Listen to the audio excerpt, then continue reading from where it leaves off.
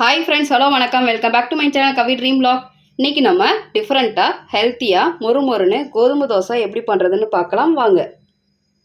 1 cup கோதுமை மாவு, 1 cup அரிசி மாவு, 1/2 கப் ரவை, மீடியம் சைஸ் கேரட் 1 எடுத்துருக்கேங்க, துருவிருக்கேன், சேர்த்துக்கலாம்.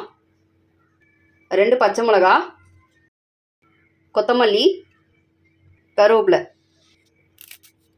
கருவேப்பிலையை 1-2 பிச்சு போட்டுக்கலாம்.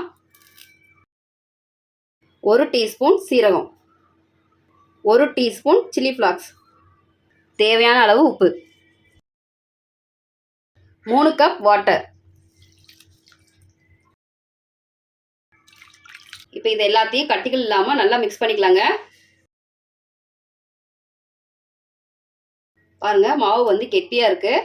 ஆல்ரெடி நம்ம 3 கப்பு தண்ணி சேர்த்துருக்கோம். நம்ம இன்னும் கொஞ்சம் தண்ணி சேர்த்துக்கலாம்.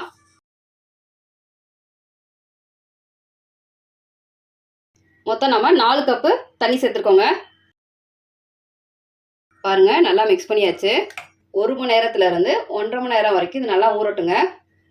கல் நல்லா சூடாயிடுச்சுங்க.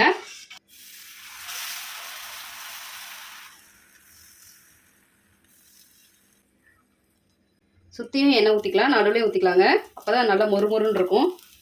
இப்போ இதை நம்ம பரட்டி போட்டலாம்.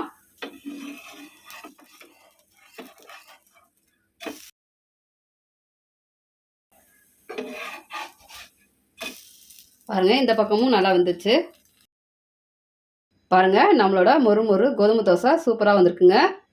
அவ்வளோதாங்க, ரொம்ப டேஸ்டியாக ஹெல்த்தியாக மொறுமொறுன்னு நம்மளோட கோதுமை தோசை வந்து சூப்பராக ரெடி ஆயிடுச்சுங்க. இதே மாதிரி நீங்களும் உங்கள் வீட்டில் செஞ்சு பாருங்கள். இந்த வீடியோ உங்களுக்கு பிடிச்சிருந்தா லைக் பண்ணுங்கள், ஷேர் பண்ணுங்கள், மறக்காமல் சப்ஸ்கிரைப் பண்ணுங்கள்.